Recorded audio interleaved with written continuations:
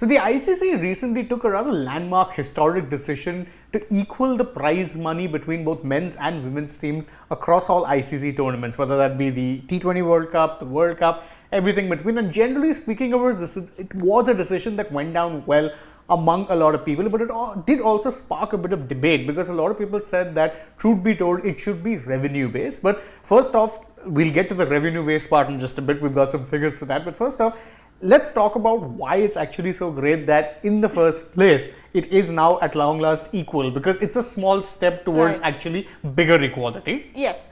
And when we look at the basics of what was wrong in women's cricket, for so many years, there was a lack in basic infrastructure and basic system in women's cricket, even down to state associations where they wouldn't have the same foundation for men's and women's cricket, right? The same infrastructure, let's say, same practice places, practice stadiums, practice sessions, or whatever equipment.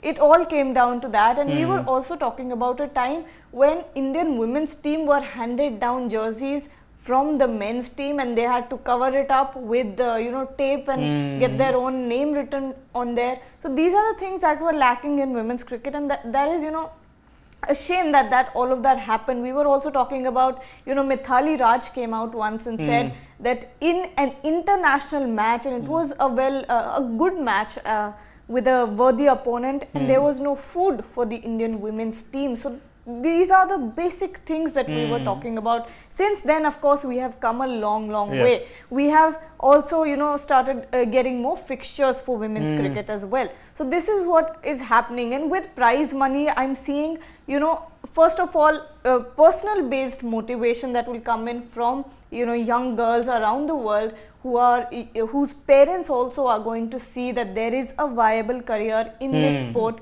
and they can pick this up without any hesitation or any financial lack, you would say, because a lot of state, if you look at India especially, a lot of state players, women's state players, what they do is they have to work 2 jobs, 3 jobs to make a living out of cricket, and which is unfair to say the least, because on the other hand, when we look at men's cricket in domestic circuit, they get more than enough to live a comfortable life. Correct. So I think that the parity comes over there, the difference comes over there in the basic necessities of life, let's say. Exactly. And an increase in prize money would of course be very, very vital for any board association to flourish their women's team and bring in the same infrastructure, or let's say the same equipments or facilities for women's cricket. That's the basic thing that I see, and it is very important for me. Yeah, and I think if you're looking at, and I've seen a lot of people make this thing of it should be based on revenue. Yes. I'll tell you now why it is I don't like that argument, because the ICC's job isn't to make money.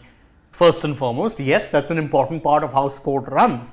Of course, you do need the money that comes in from broadcasts, stadiums and the likes, and advertisements to survive, of course. But the main aim should not be that, because even if you're looking at it, and truth be told, even a board like the BCCI, who in many ways we know for a fact they are very good at generating revenue, don't necessarily look at that when it comes to, let's say, reinvestment or distribution of revenue, for one very simple reason. What is the biggest earner when it comes to Indian cricket? Undoubtedly, it's the IPL. Yeah. You get the amount of money, of broadcast money that it's made, the BCCI has comfortably set it up for decades on end. But if it was only down to revenue, then shouldn't the BCCI only be reinvesting that money back in the IPL? Logically, that would be the case, right? Exactly. But what happens is that revenue that they make trickles its way down to state associations, the grassroots level, international cricket, all of these things are taken care of. Match fees, everything comes under that. Exactly. So it's not, the key isn't that this is generating us this much revenue, so only that is where it should be reinvested. No. You should be reinvesting it in all facets of the game, and that includes the women's game. So, truth be told, the idea of revenue or what generates revenue, then by that logic, you shouldn't really be bothered. You shouldn't be playing a series against West Indies because that's not going to be generating you that much revenue. Yeah, exactly. You shouldn't be playing against the smaller teams, and you should only be playing the bigger teams because that's what generates revenue. No, you need to keep the game alive. You need to sustain the game. And if you are to do that, then you will sometimes have to put in more money than you are getting right now, so that 5-10 years down the line, you are able able to get that money back out. Right. And at the end of the day, as I said, the ICC are the custodians of the game. Their job isn't to see what makes money. Their job is to ensure that the game is taken care of. How do you take care of the game? At the very least, by ensuring that players who are playing at the top level are getting access to the same levels of prize money. And if you're talking about revenue and interest not being there, the T20 World Cup final of 2020, the MCG was a sold-out affair. First time it's ever happened. Please don't tell me there's no interest. There's definitely interest. Apathy from the higher-ups on occasion doesn't translate to a lack of interest. That apathy speaks more about them than it does about fans, because fans around the world now want to see women's cricket. Yes, they're more than willing to see women's cricket. They're more than willing to give the girls a chance and ensure that they flourish. And truth be told, you're seeing this happen more and more now, and it's a move that it shouldn't even be a debate, if you ask me. It shouldn't be a thing. Now, I understand why that's the case, because obviously, when people look at it, women's cricket only in recent times has started coming to the, let's say, forefront of the mainstream. And there was a legitimate argument made by some people that, there was already increases in prize money happening anyway. In fact, we'll take a look at those figures as well. If you go back to 2020, the T20 World Cup, the winners of the final, which was Australia, they got $1 million, and the runners-up got 500, half of that amount, 500,000, which is again fair when you're looking at, and by the way, even this was an increase over previous years. 2022, there was an ODI World Cup. There, the winners were handed 3.5 million. And that is a significant jump. If you're looking at it in just a couple of years, you're seeing a 2.5 million increase. Now, that's great. But the point is, was it equal to what the men were getting?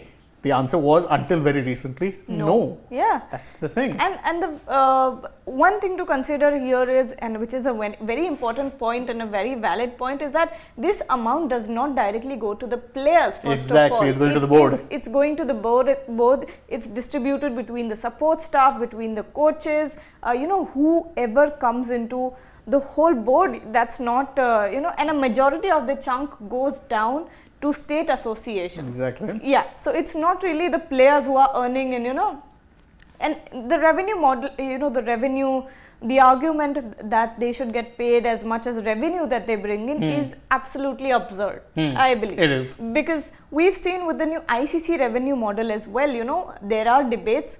The ICC revenue model says that BCCI should get almost 40% of the total ICC revenue. Which I'm not a fan of, I'll be very honest. No one is a fan of, not the associate members. 90 associate members will be distributed somewhere around $67 million within themselves, within 90 members. Imagine how little money they're getting, while BCCI will be getting almost $250 million per year.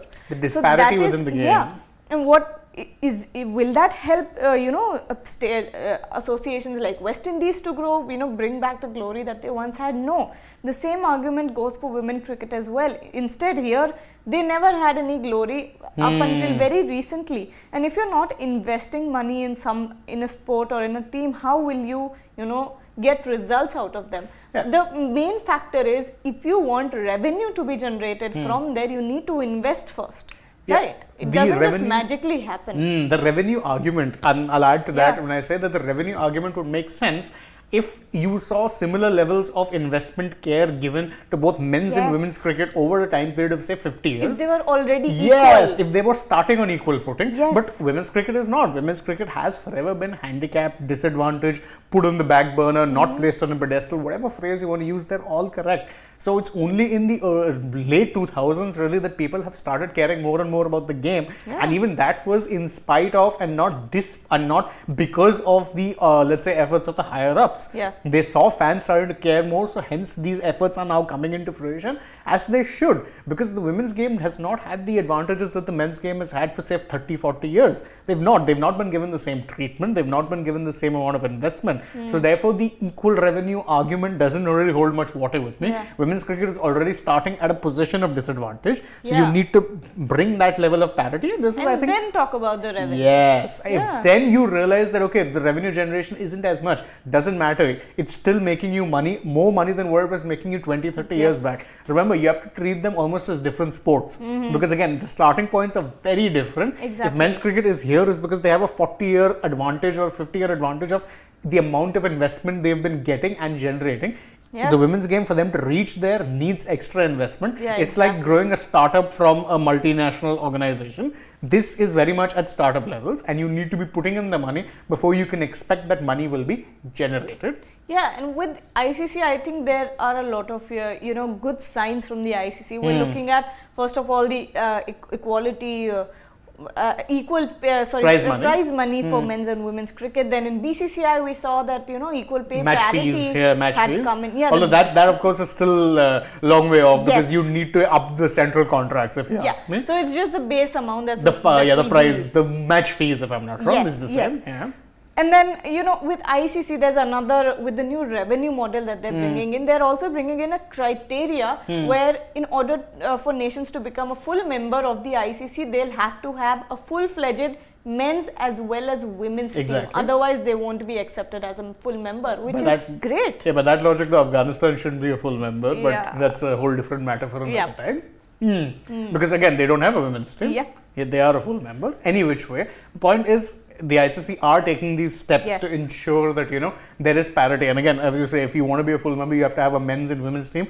I think the next step thereafter should be to ensure that there is even age group level cricket for women. Yes. So these are things, again, this one step of equal prize money is one step in a long journey. Yes. It's just the start. Promoting a World Cup and saying that, okay, great, you're getting a World Cup promoted. What more do you want? A lot more. This is just the start.